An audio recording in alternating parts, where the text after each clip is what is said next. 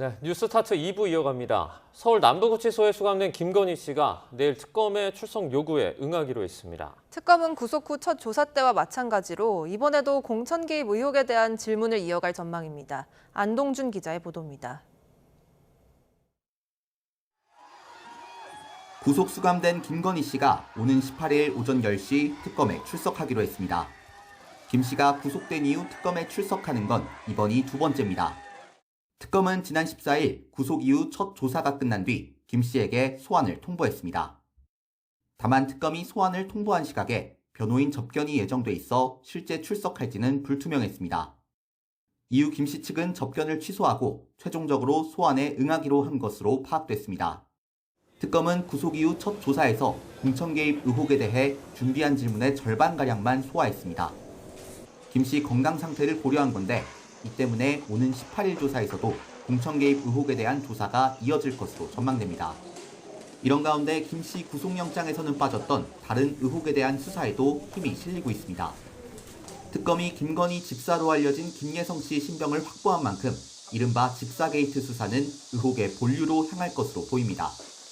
김 씨가 지분을 가진 IMS 모빌리티에 HS 효성 등 대기업들이 투자를 결정한 배경에 김건희 씨가 있는지 입증하는 것이 핵심입니다. 앞서 특검은 HS 효성이 계열사 신고 누락 등으로 경고 처분을 받은 것을 두고 의혹에 비해 가벼운 처분이라는 지적이 있었던 것과 관련해 결정 배경을 살펴보기 위해 공정위를 압수수색했습니다. 특검은 앞으로 김 씨가 횡령한 것으로 특정한 33억 8천만 원이 김건희 씨에게 흘러간 정황은 없는지 살펴볼 전망입니다. YTN 안동준입니다. 법무부가 조사를 거부하며 구치소에서 두문불출하고 있는 윤석열 전 대통령과 관련해서 적극적인 대응에 나서고 있습니다. 특검이 이를 발판 삼아 윤 전 대통령 체포영장 집행에 다시 나설지도 관심입니다. 이경국 기자가 보도합니다. 6월 말과 지난달 초 잇따라 내란 특검 조사에 응했던 윤석열 전 대통령. 하지만 구속영장이 발부되자 돌연 조사를 거부했습니다. 김건희 특검의 출석 요구에도 마찬가지. 구치소 기동순찰팀까지 투입된 체포영장 집행도 강한 저항에 무산됐습니다. 완강하게 거부를 하시니까 다시 한번 앉아있는 의자 통째, 의자를 들고 그 의자에 앉아있는 대통령님을 같이 들어가지고 같이 또 옮기려고 했습니다. 이런 가운데 법무부가 서울구치소장을 전격 교체했습니다. 올해 초 윤 전 대통령 구치소 면회 때 휴대전화가 반입됐던 정황이 포착됐기 때문인데 다만 연이은 인치 실패에 대한 문책성 인사 아니냐는 분석도 있습니다. 소장 교체로 구치소 교도관들이 향후 특검의 강제구인이나 체포영장 집행 시도에 더 적극적으로 협조할 수 있다는 관측이 나옵니다. 김건희 특검도 상황이 달라진 만큼 다시 윤 전 대통령 체포 시도를 고민해볼 여지가 있다는 입장입니다. 윤 전 대통령 측은 당뇨 망막증으로 인한 실명 가능성을 주장하는 등 여전히 건강 문제를 호소하는 상황. 하지만 법무부는 실명 위기라는 주장은 사실이 아니고 윤 전 대통령 건강이 매우 안 좋다고 보기도 어렵다며 적극 반박했습니다. 이에 윤 전 대통령 측이 건강에 이상이 없다는 건 구치소에 처음 들어갈 때 상황 아니냐고 다시 반박하며 공방을 벌이기도 했습니다. 법무부가 윤 전 대통령 수감과 관련한 논란에 적극 대응에 나선 가운데 이를 발판 삼아 특검이 윤 전 대통령에 대한 조사를 진행할 수 있을지 주목됩니다. YTN 이경국입니다. 나토 순방 목걸이 진품이 나타나면서 압수수색에서 발견된 목걸이는 바꿔치기를 했다는 주장에 힘이 실리고 있습니다. 김건희 특검팀은 증거인멸과 수사방해 행위도 철저히 수사하겠다는 계획인데요. 수사방해는 어디까지 처벌이 가능할지 임예진 기자가 정리했습니다. 김건희 특검팀이 서희건설 측 자수서와 목걸이 진품을 확보하면서 김건희 씨 사돈댁에서 발견된 가품은 수사에 혼선을 주려 꾸며낸 거라는 데 무게가 실리고 있습니다.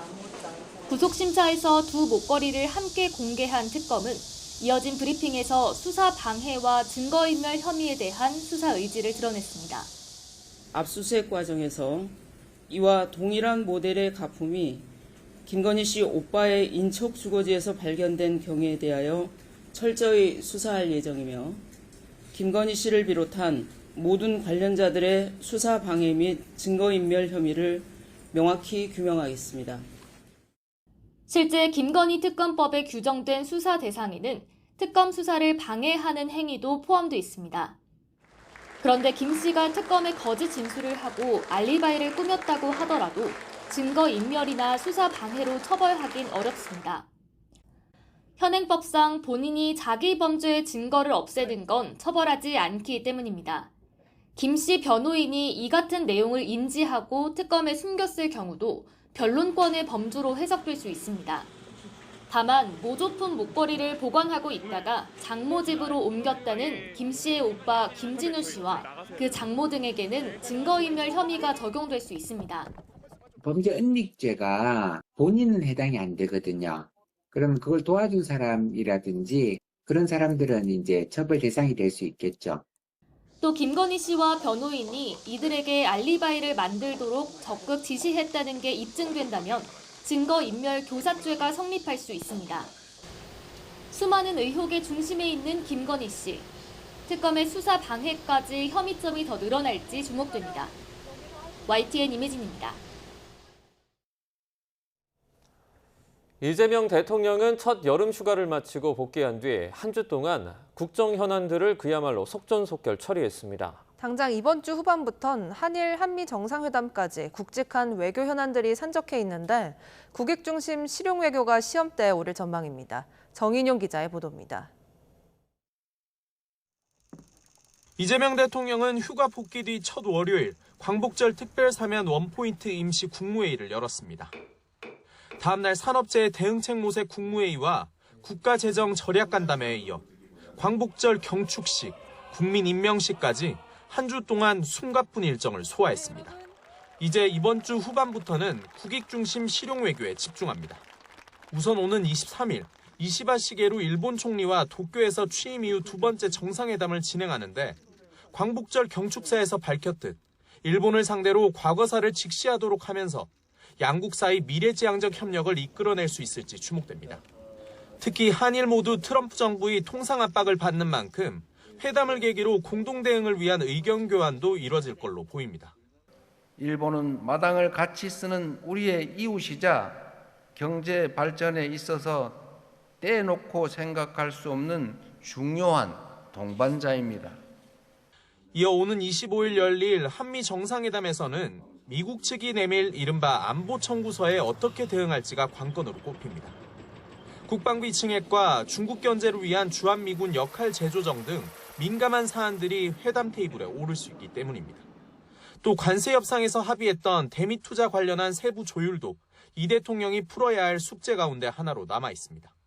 제조업 분야를 포함한 경제 협력과 첨단 기술, 핵심 광물 등 경제 안보 파트너십을 양국 간에 더욱 강화하기 위한 방안에 대해서도 여기에 이 대통령이 북한과의 대화 복원 의지를 거듭 천명하는 상황에서 남북관계 정상화를 위한 돌파구 마련 역시 과제입니다. 한미 정상회담에서도 대북 정책 관련 논의가 있을 거란 관측도 나오는데 북미 대화를 견인하면서도 우리 정부가 주도권을 놓치지 않고 외교적 해법을 찾을 수 있을지 주목됩니다. YTN 정인용입니다. 정치권에서는 야권 불참 아래 열린 국민임명식 등 80주년 광복절에 열린 행사를 두고 후폭풍이 이어지고 있습니다. 더불어민주당은 야당이 기념식 의미를 훼손했다고 비판했고 국민의힘은 이재명 대통령의 광복절 메시지를 문제 삼으며 공세를 이어갔습니다. 임성재 기자의 보도입니다.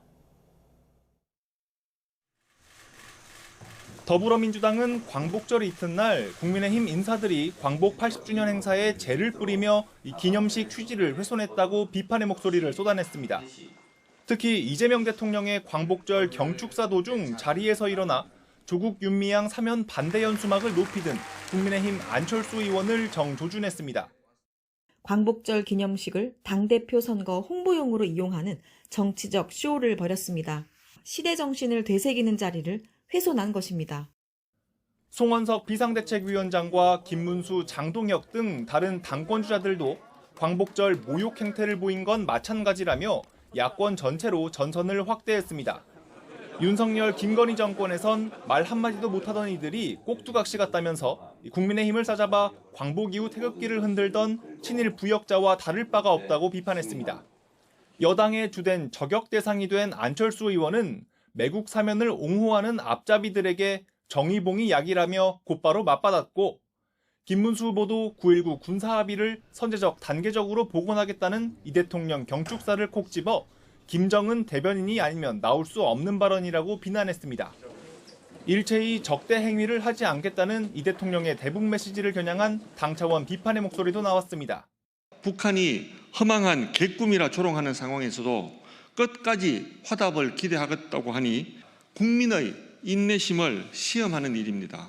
허상의 평화에 구걸할 것이 아니라 국민의힘은 국민임명식에서 이 대통령이 낭독한 편지 내용을 두고도 진영만 챙기는 거짓말의 행연이라고 깎아내렸습니다. 국민 화합회장이 돼야 할 광복 80주년까지 정쟁 대상으로 전락했다는 비판이 나오는 가운데 특검 수사에 입법 이견까지 고려하면 8월 임시국회도 살얼음판 정국이 이어질 거란 전망이 나옵니다. YTN 임성재입니다. 전당대회를 앞둔 마지막 주말, 국민의힘 당권주자들은 당원들의 표심을 공략하기 위해 그야말로 치열한 선거 운동을 이어갔습니다. 탄핵 찬성파와 반대파 구도 속 단일화가 변수인데 아직은 후보 사이 온도 차이가 감지됩니다. 김다연 기자가 보도합니다. 김문수 후보는 특검의 압수수색에 항의하며 당사를 지키는 무기한 농성을 이어갔습니다. 보수 유튜브 채널에 출연해선 목소리가 크면 다 극우냐며 아스팔트 극우의 상징인 전한길 씨를 감싸는 등 강성 지지층을 공략했습니다. 종교단체, 또 시민단체, 애국단체, 이재명에 반대하는 모든 세력과 손을 잡고 이재명 정권을 빨리 끝내는 방향으로. 장동혁 후보는 1인 시위로 김 후보와는 차별화를 뒀습니다. 특검의 압수수색 시도를 야당 탄압과 정치 보복으로 규정하며 법원에 이어 이번엔 특검 사무실로 향한 겁니다. 특검의 무도한 행위, 위법 수사에 대해서 규탄을 하고 있습니다. 국민들께서 정치 특검의 이런 광기를 막아주셔야 합니다. 당심 민심 반반이던 예비 경선과 달리 본 경선은 당원 선택이 80%나 반영되는 만큼 이른바 탄핵 찬성파 후보도 당심 확보에 주력했는데 물밑에선 단일화를 두고 눈치 싸움이 벌어졌습니다. 조경태 후보는 YTN과 통화에서 이젠 안철수 후보가 답할 차례라면서 경선 방식은 다 상대에게 위임하겠다고 밝히며 단일화 의지를 숨기지 않았습니다. 두 후보와 가까운 한동훈 전 대표도 상식적 후보들의 연대가 희망의 불씨를 살릴 수 있다며 혁신파 후보들의 단일화에 힘을 실었습니다. 반면 안 후보는 별도 입장을 밝히지 않으며 완주 의사를 내비쳤는데 사실상 단일화 논의는 아직 평행선 상태입니다. 저는 혁신 후보, 반극우 연대 후보가 좀 단일화했으면 좋겠다는 생각이 있는데 여전히 어떤 입장 변화가 있는지. 당원들이 이렇게 4명을 뽑았는데 그 의사를 무시하는 것도 문제가 있는 것이고 이렇게 뭉치게 되면은 오히려 그 개혁의 목소리가 줄어듭니다.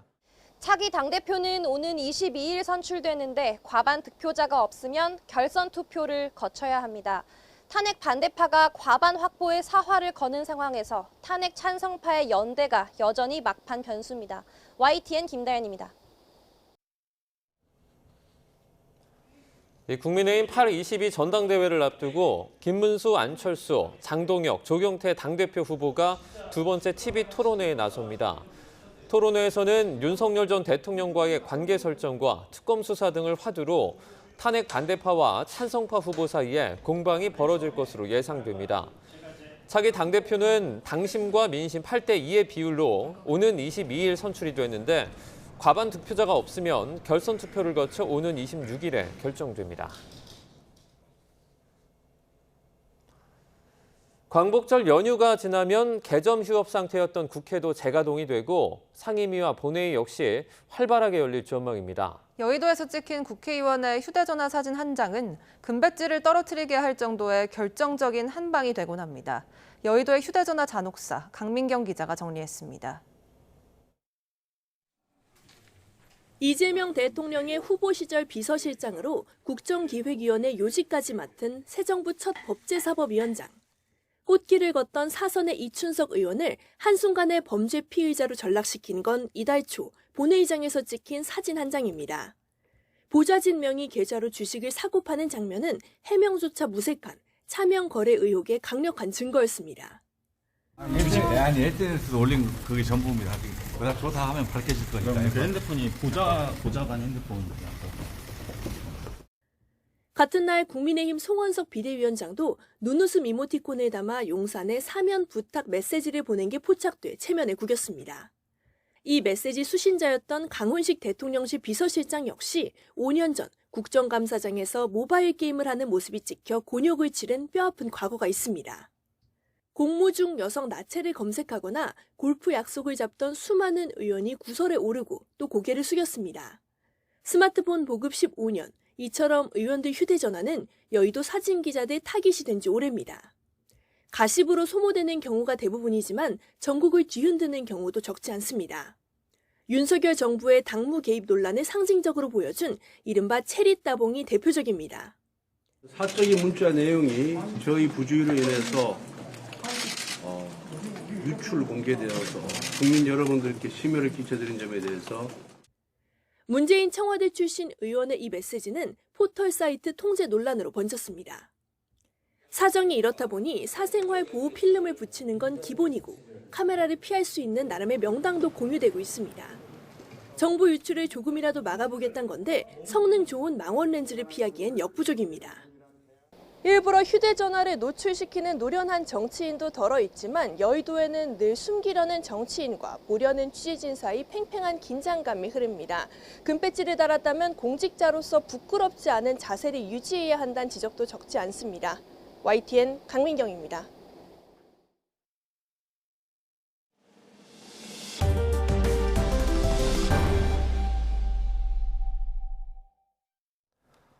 연휴의 마지막 날인 오늘도 열대야와 폭염이 이어지는 가운데 중북부 지방에는 한때 비가 내리겠습니다. 기상청은 이중 고기압 영향권에서 오늘도 뜨거운 날씨가 이어지겠지만 고기압 경계에 놓인 중북부 지방에는 한때 비가 오겠다고 밝혔습니다. 오늘 아침에도 서울과 강릉, 부산 등에서 최저 기온이 25도를 웃도는 열대야가 나타나겠습니다. 낮 기온은 서울 31도, 대전 33도, 광주와 대구 34도 등으로 어제와 비슷해 무덥겠습니다. 오늘 인천과 경기 북부, 강원 중북부에는 10에서 60mm의 비가 예상됩니다. 기록적인 폭우가 쏟아진 인천에서 지하주차장이 침수됐던 오피스텔에 전기와 수도가 끊겨 주민들이 대피 생활을 이어가고 있습니다. 그제 또다시 많은 비가 쏟아지면서 작업은 지연되고 주민들의 불편도 계속되고 있습니다. 표정우 기자가 현장에서 전해드립니다. 제가 있는 곳은 폭우 피해를 본 오피스텔 지하 2층 주차장입니다. 제 뒤로 보시다시피 폭우로 밀려난 차량들이 제자리를 잃고 지하 주차장 곳곳에 서 있습니다. 승용차는 물에 떠밀려온 진흙과 부유물로 뒤덮여 있고 시동조차 켜지지 않는 상태입니다. 차량 위쪽을 보시면 물이 가득 찬 당시 상황이 고스란히 드러납니다. 천장 구조물에는 지푸라기들이 군데군데 붙어 있습니다. 지난 수요일 지하에 있는 발전기실에도 물이 들어차면서 현재까지 전기가 끊긴 상황입니다. 구겨지고 틀어져 있는 발전기실 철제문은 당시 집중호우의 위력을 여실히 보여주는데요. 안으로 직접 들어가 보겠습니다. 이렇게 발전기실 안에는 거대한 발전기가 놓여 있고 발전기는 진흙에 뒤덮여 있습니다. 벽면에도 흙탕물 자국이 선명하게 남아 있는데요. 전기 설비가 모두 손상돼 복구에는 상당한 시간이 걸릴 것으로 보입니다. 이곳 오피스텔엔 104세대 300여 명의 주민이 살고 있는데요. 전기와 수도가 모두 끊겨 며칠째 여관 등 임시 숙소에서 생활하고 있습니다. 피해 주민 이야기 들어보겠습니다. 일단은 언제까지 저희가 밖에서 숙소 생활을 해야 될지 기약이 없는 상태인데 당장 다음 주부터는 연휴가 끝나면 주민분들도 출근을 해야 되고 아이들이 어린 애들도 굉장히 많은 세대인데 답답한 상황입니다만 계양구청은 펌프차와 양수기 등 장비를 동원해 배수 작업을 돕고 있습니다. 또 대피한 주민에게 숙박 비용을 사후 정산 방식으로 지원하겠다고 밝혔습니다. 이와 함께 오피스텔의 재난안전대책본부 임시사무소를 마련해 피해 주민들을 안내하고 불편 사항을 듣고 있습니다. 지금까지 인천 작전동 폭우 피해 복구 현장에서 YTN 표정우입니다. 올여름 우리나라는 극한 폭염과 극한호우가 동시에 나타나는 이 복합 재난이 더 뚜렷해졌습니다. 앞으로 온실가스를 줄이지 않는다면 55년 뒤에 우리나라는 이 폭염과 열대야가 연속되는 극한 고온 일수가 60배 증가하고 극한호우도 시간당 170mm까지 더 강해질 것이란 분석이 나왔습니다. 정혜웅 기자입니다. 지난해 여름 우리나라는 역대급 더위에 시간당 100mm 이상의 물폭탄이 16차례나 기록됐습니다. 올여름도 만만치 않습니다. 여름 초반부터 찾아온 더위의 기세는 역대 최고였던 지난해를 넘어섰고 극한호우도 잦아져 1시간 최다 강수량이 지난해를 뛰어넘어 150mm에 육박했습니다. 장마철 정체전선도 이례적으로 일찍 끝났다가 8월에 또다시 만들어지는 등 지난해와는 다른 특징을 보였습니다. 올해 여름은 지난해와는 또 다른 특징을 보이고 있습니다. 올해는 지난해와 달리 여름철 초반의 해수면 온도는 낮았지만 6월 이후 빠르게 상승하면서 7월의 해수면 온도는 최근 10년간 역대 최고를 기록했습니다. 이로 인한 영향은 분석이 필요하겠지만 극한 더위와 극한 호우가 번갈아 나타나는 복합 재난의 양상은 뚜렷하게 나타나고 있습니다. 이런 복합 재난 양상이 앞으로 더 잦아지고 심각해질 수 있다는 분석이 나왔습니다.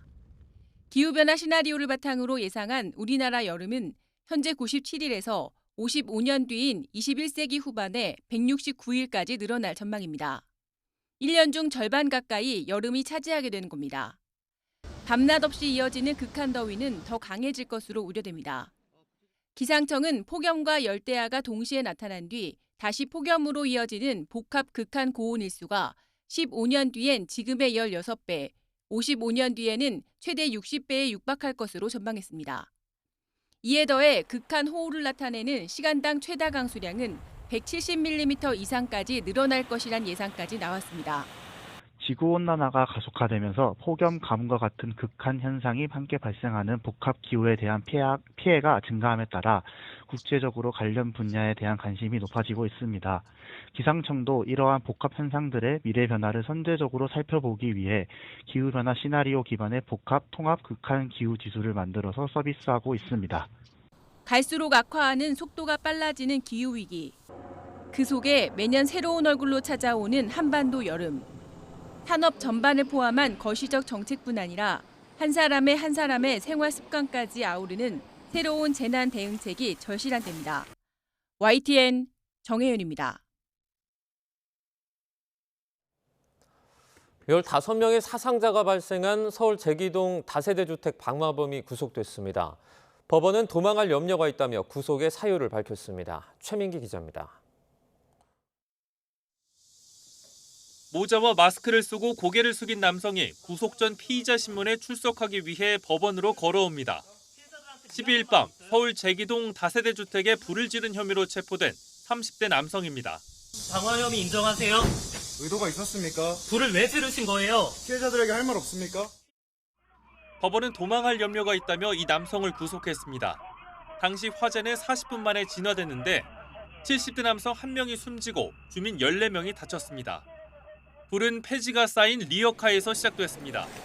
리어카는 건물 1층이 기둥으로만 돼 있는 필로티 구조 주차장에 있었는데 순식간에 주변 차량과 주차장 천장으로 불이 번진 겁니다.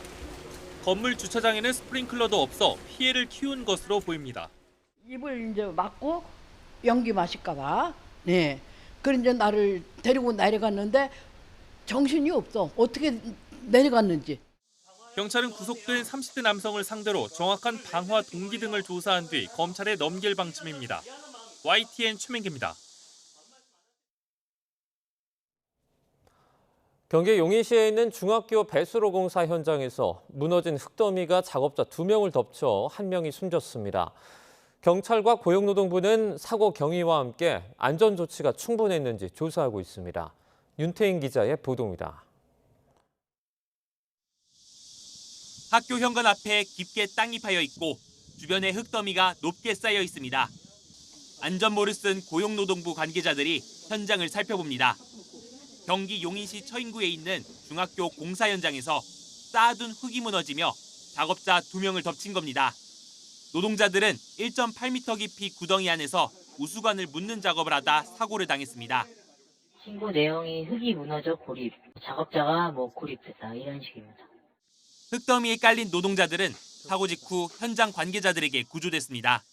이 가운데 50대 노동자 1명은 심정지 상태로 병원에 옮겨져 끝내 숨졌습니다. 또 다른 60대 노동자는 다리를 다쳤습니다.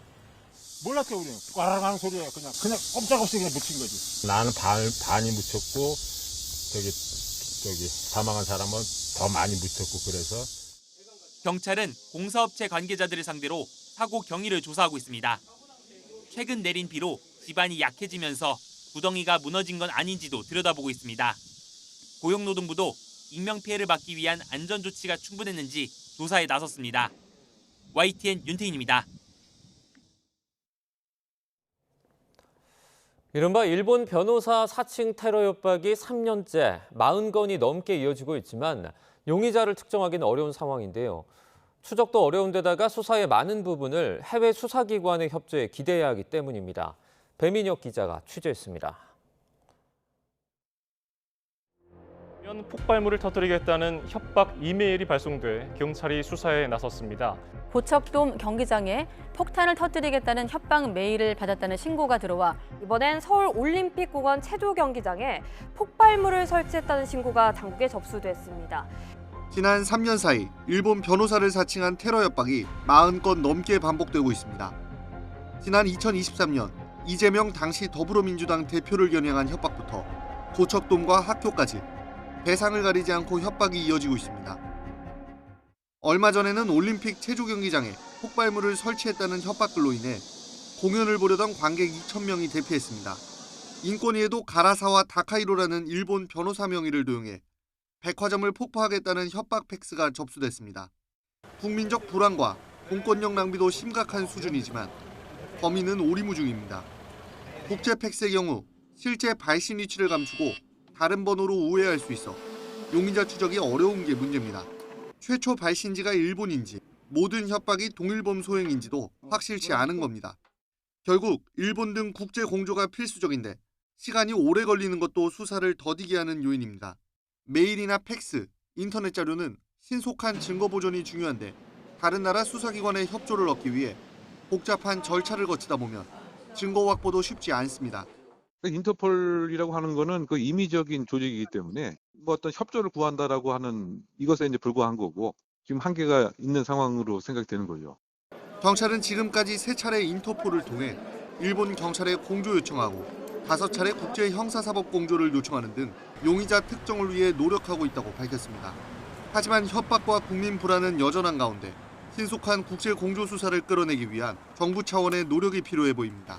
YTN 배민혁입니다. 올 상반기까지만 해도 주요국 중 상승률 1위를 달리던 코스피가 이달 들어 힘을 잃고 있습니다. 지난달 말 세제 개편안 발표 후 상승 기세가 꺾였는데 관건 역시 재논의에 들어간 세제 개편안의 최종 방향성이 될 것으로 보입니다. 류환홍 기자가 보도합니다. 새 정부 출범 후 파죽지세로 상승하던 코스피가 이달 들어 박스권에 갇혀 있습니다. 올 상반기 주요국 중 상승률 1위를 기록했지만 이달 중 상승률은 하위권에 머물러 있습니다. 한국거래소에 따르면 이달 코스피 상승률은 0.32%로 주요국 30개 증시 중 22위였습니다. 반면 일본 니케이 평균 주가는 8.24%, 미국 S&P 500 지수는 3.19%를 기록하며 사상 최고치를 경신했습니다. 지난달 하루 평균 18조 원이 넘던 거래대금도 이달 들어 16조 원으로 줄었습니다. 5월 이후 2, 3조 원이던 외국인 순매수 금액도 이달 들어 6천억 원 수준으로 급감했습니다.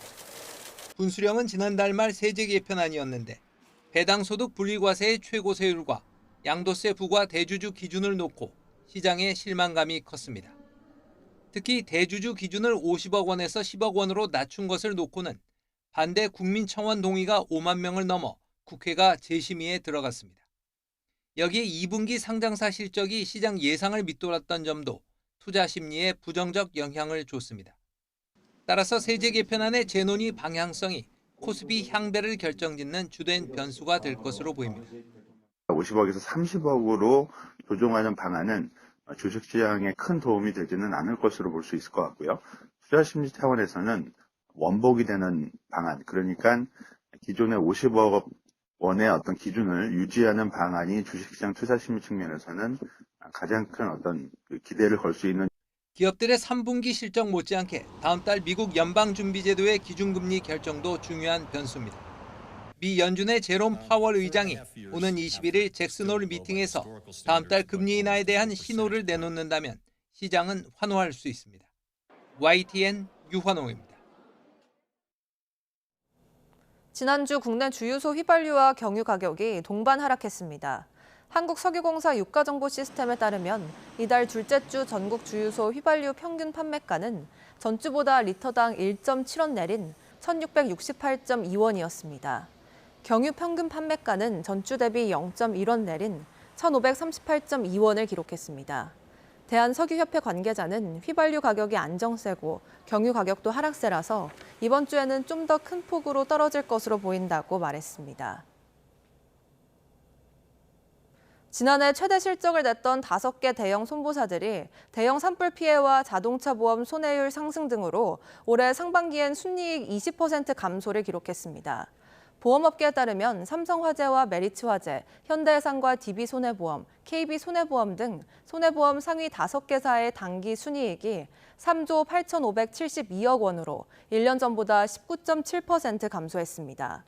종류별로는 자동차 보험 손익이 71.5%로 가장 많이 감소했고 일반 보험이 59.3%, 장기 보험이 25.4% 순으로 감소했습니다.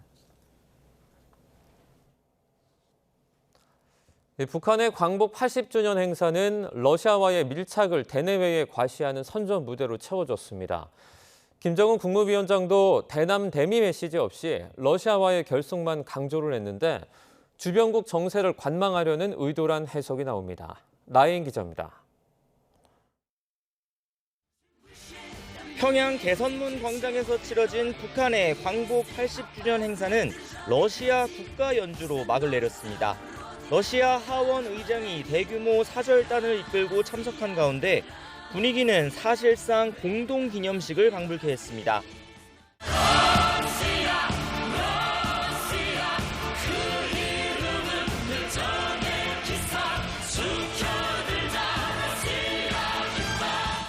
평양체육관에서 열린 축하 공연에선 친푸틴 성향인 유명 러시아 가수가 애국주의를 담은 노래와 함께 화려한 무대를 연출했습니다.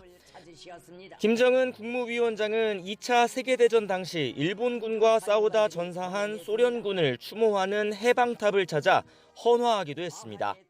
세계를 이어 다져진 불패의 조로 친선은 앞으로 더욱 굳건히 강화될 것이라는 확신을 표명하셨습니다.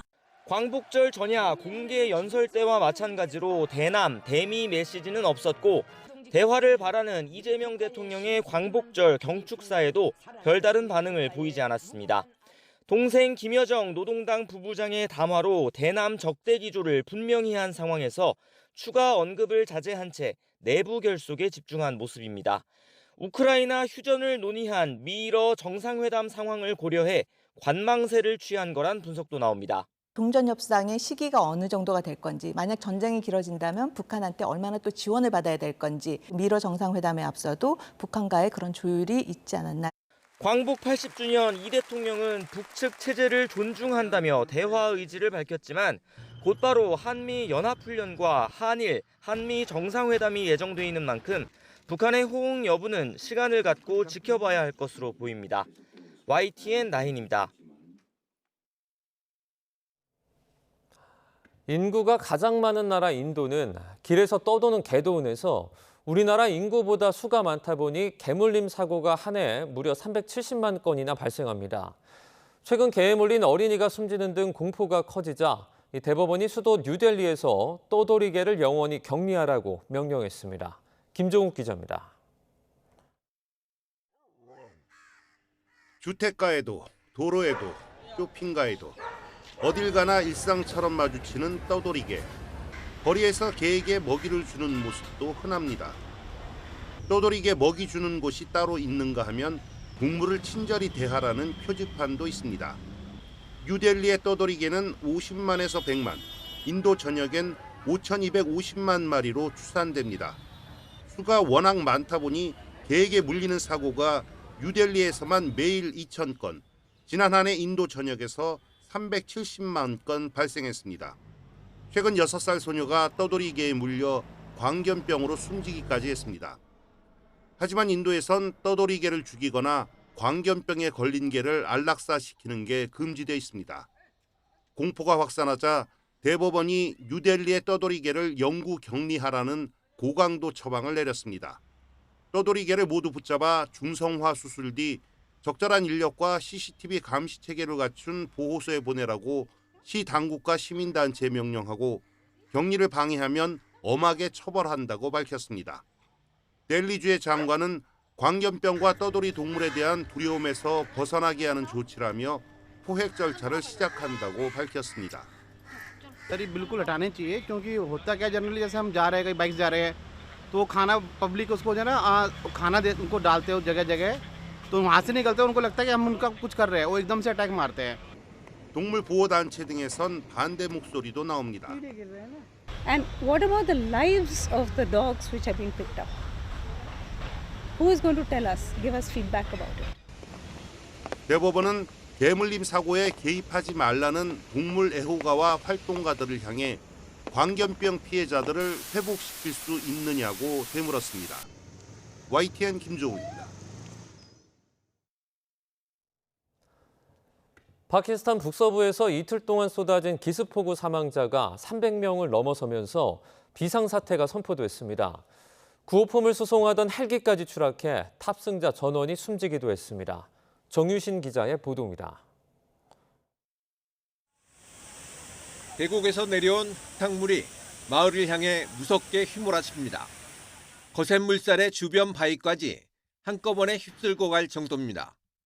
차량은 물론 커다란 나무가 뿌리채 쓸려가고 대피할 틈도 없이 주택 수십 채가 순식간에 사라졌습니다. वापस आके चीहे मार रहे थे कि जान बचाओ काफी लोग इस पे बच गए हैं कुछ लोग पहाड़ों पर चढ़ गए कुछ साइड पे हो गए 70-80% ये गांव जो है वो मलियामेट हुआ है और अगर मलियामेट पूरा नहीं हुआ तो डैमेज तो एटलीस्ट सारे घर हुए हैं. 이틀 동안 쏟아진 기습폭우 사망자만 벌써 300명을 넘어섰다고 현지 주 당국이 밝혔습니다. 아직 수십 명이 실종 상태고 추가 비예보가 있어 희생자는 더 늘어날 전망입니다. 여기에 구호품을 운반하던 헬기가 산악지대로 추락하는 사고까지 일어났습니다. 조종사 2명을 포함해 탑승자 5명 전원이 숨졌습니다. 셰바즈 샤리프 파키스탄 총리는 피해 지역에 비상사태를 선포하고 천여 명의 관광객과 이재민 대피를 명령했습니다. 파키스탄은 지난 6월 말부터 예년보다 15% 정도 많은 비가 쏟아지면서 지금까지 540여 명이 숨진 것으로 집계됐습니다.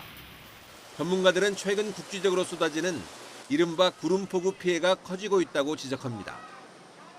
지구온난화에 따른 기후변화 때문이지만 무분별한 산악 난개발도 원인으로 꼽힙니다. 지난 2022년 파키스탄에선 최악의 홍수가 덮쳐 1,700여 명이 사망하고 400억 달러, 우리 돈으로 55조 원이 넘는 피해를 입기도 했습니다. YTN 정준입니다. 푸틴 대통령은 트럼프 대통령과의 정상회담이 매우 유용했다며 긍정적으로 평가했습니다. 휴전 조건으로 푸틴이 우크라이나의 돈바스 철군을 제안했고 트럼프가 사실상 지지했다는 외신 보도들이 잇따르고 있습니다. 워싱턴에서 신윤정 기자입니다. 알래스카에서 귀국한 푸틴 러시아 대통령은 곧바로 정부와 군, 의회 지도부 등을 소집했습니다. 도널드 트럼프 미국 대통령과의 전날 정상회담이 시기적절하고 유용했다며 필요한 결정들에 더 가까이 다가가게 됐다고 밝혔습니다. 이어 적대 행위를 조속히 끝내야 한다는 미국의 입장을 존중한다며 러시아도 원한다고 말했습니다. которая видит необходимость скорейшего прекращения боевых действий. И мы тоже этого бы хотели. 이런 가운데 푸틴 대통령이 트럼프 대통령에게 우크라이나가 동부 돈바스 지역에서 철수하면 공격을 중단할 것을 제안했다는 외신 보도가 잇따라 나왔습니다. 우크라이나가 통제하는 도네츠크주의 일부 영토까지 점령지로 인정받으려는 구상으로 보입니다. 트럼프 대통령 역시 푸틴의 이런 제안에 긍정적인 태도를 보인 것으로 알려졌습니다. 뉴욕타임스는 트럼프가 유럽 지도자들에게 젤렌스키 대통령이 돈바스 전체 지역을 포기하면 빠른 평화협정이 체결될 수 있을 거라 말했다고 보도했습니다. Vladimir Putin wanted to take all of Ukraine. If I wasn't president, he would right now be taking all of Ukraine. 앞서 젤렌스키 우크라이나 대통령은 지난 13일 러시아에 이런 요구를 공개하면서 휴전 동의가 먼저라며 수용 불가를 밝혔습니다. 알래스카 노딜 결과에 실망한 젤렌스키 대통령은 오는 18일 트럼프를 만나 전쟁을 끝나기 위한 모든 세부 사항을 논의하겠다고 밝혔습니다. 유럽 주요국들은 일단 휴전하고 종전 등을 협상해야 한다는 주장을 사실상 접고 우크라이나 안보 보장을 구체화하는 쪽으로 방향을 틀었습니다. 우크라이나 안보 보장에 관한 논의가 커지는 상황에서 18일 회담에서 영토 교환 등 종전을 위한 구체적인 후속 논의가 이루어질 전망입니다. 워싱턴에서 YTN 신윤정입니다.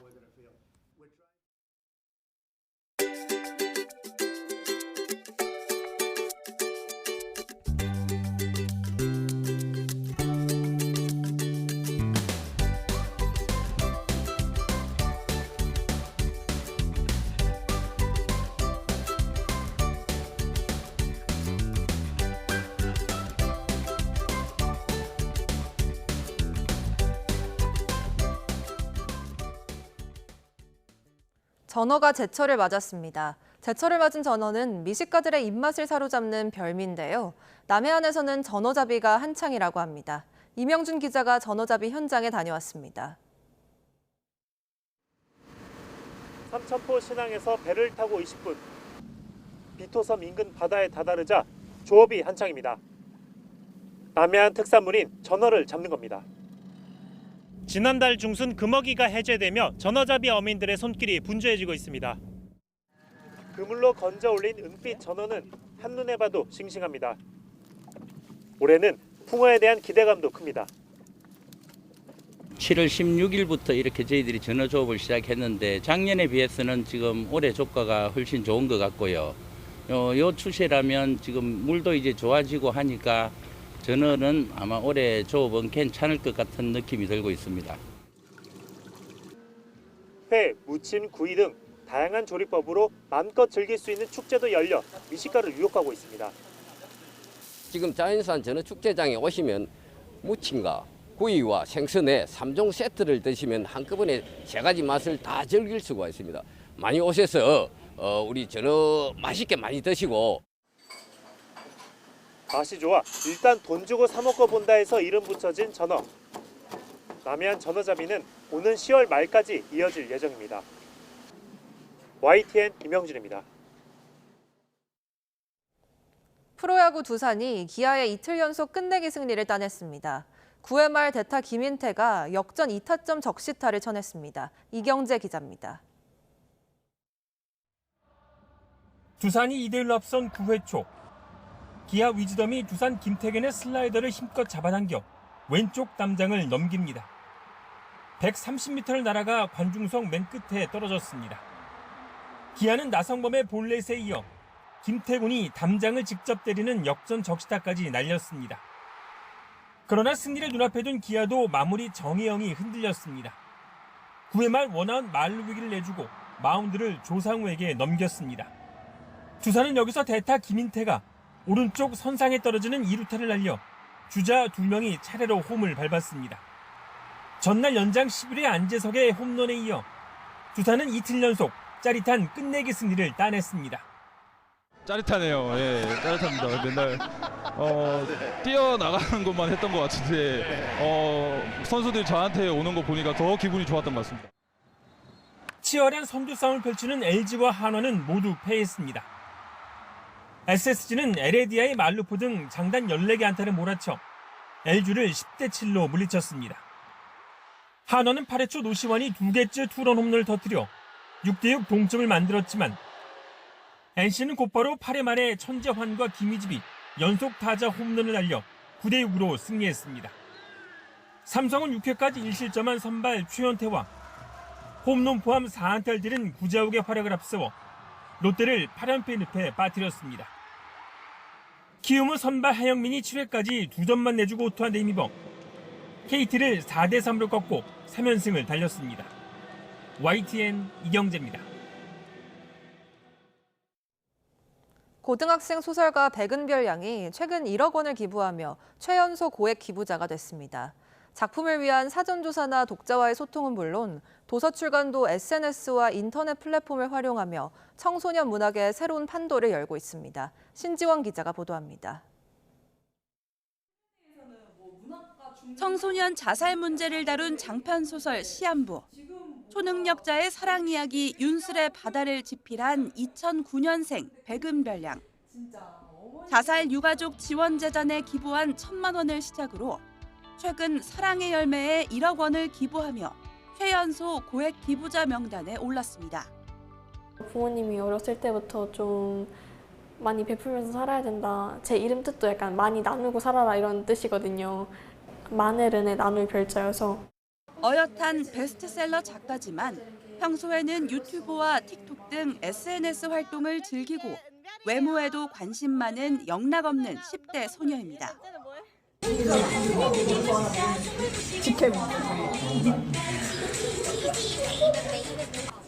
작가로서는 저는 하고 싶은 메시지를 전달해 주는 거고 SNS나 미디어 같은 경우는 그냥 제 있는 모습 그대로 제가 하고 싶은 얘기가 아닌 그냥 제 모습을 보여주는 거에서 차이가 온다고 생각해요. 첫 장편 소설 시한부를 작성할 때도 SNS를 통해 또래 친구들의 그늘을 엿볼 수 있었습니다.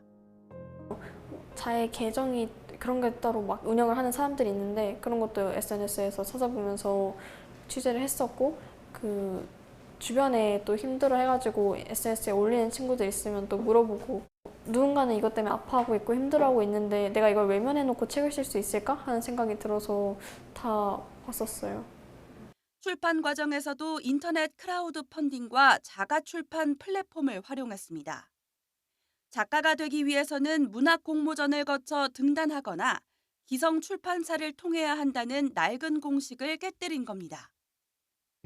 어려서부터 이미 그런 플랫폼이나 디지털 기기에 익숙해져 있기 때문에 이 세대는 전통적인 의미의 책 출판의 프로세스 과정을 거쳐야 된다는 생각이 별로 없는 거죠. 자기가 기획하고 구상한 이야기를 자기 힘으로 짧든 길든 이렇게 창작한다는 거는 되게 중요한 것 같아요. 학업을 위한 필요성도 있지만 최근에는 청소년 사이에 글을 읽고 쓰는 것을 멋지게 여기는 텍스트힙 문화가 퍼지면서 책을 읽고 구매한 경험을 분석한 문학 독서율도 이미 10대가 성인을 크게 앞서고 있습니다. SNS에는 좋은 글귀를 공유하는 북계정뿐 아니라 실제 책을 출판한 학생들의 작가 되는 법 영상이 인기입니다. 특히 청소년 개인뿐만 아니라 고등학교 재학생들이 독립출판을 이용해 단체로 시집을 발간한 경우도 있습니다. 인터넷과 소셜미디어를 통해 도서 제작과 유통, 홍보까지 직접 발벗고 나서는 10대 작가들이 출판업계 변화를 주도하고 있습니다. YTN 신지원입니다. 서울 마포경찰서는 취객을 차로 밟고 지나가 숨지게 한 혐의로 60대 남성 A씨를 붙잡아 조사하고 있습니다. A씨는 어제 새벽 1시쯤 서울 마포구 한 아파트 주차장 입구에 누워있던 70대 취객을 차로 밟고 지나가서 숨지게 하고 구호 조치 없이 현장을 떠난 혐의를 받고 있습니다. A씨는 경찰 조사에서 사고가 난 줄 몰랐다는 취지로 진술한 것으로 알려졌습니다. 경찰은 A씨가 약물이나 음주운전을 한 정황은 발견되지 않았다고 설명했습니다.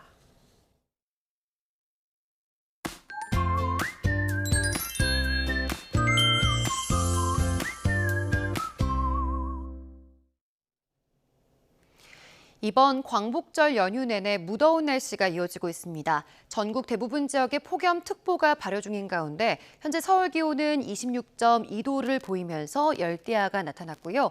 낮에는 서울 기온 31도까지 오르겠고 어제 사람 체온만큼 기온이 올랐던 밀양은 35도까지 오르면서 여전히 날이 무덥겠습니다. 온열 질환에 걸릴 위험이 큽니다. 더위 대비 잘 해주셔야겠습니다. 오늘 수도권과 강원 지방은 흐린 날씨 속에 비 소식도 있습니다. 오전부터 내일까지 10에서 많게는 60mm의 비가 예상되는데요. 돌풍과 벼락이 동반되는 곳도 있겠습니다. 오늘 아침까지 강원과 남부지방을 중심으로는 짙은 안개가 끼는 곳이 있겠습니다. 남부지방은 낮 동안 대체로 맑은 하늘 아래 볕이 무척 강하겠습니다. 현재 기온 살펴보겠습니다. 서울은 26.2도, 강릉은 28.3도, 부산은 26.6도로 출발하면서 도심과 해안 지역을 중심으로 열대야가 나타나고 있습니다. 오늘 낮 기온은 서울 31도, 광주와 대구는 34도까지 오르면서 어제보다는 조금 기온이 낮겠습니다. 주 중반까지 중북부 지역을 중심으로 비가 오락가락 이어지겠고요. 당분간 열대야와 무더위는 계속될 전망입니다. 날씨였습니다. 뉴스타트 2부 마칩니다. 잠시 후 3부가 이어집니다. 시청해주신 여러분 고맙습니다.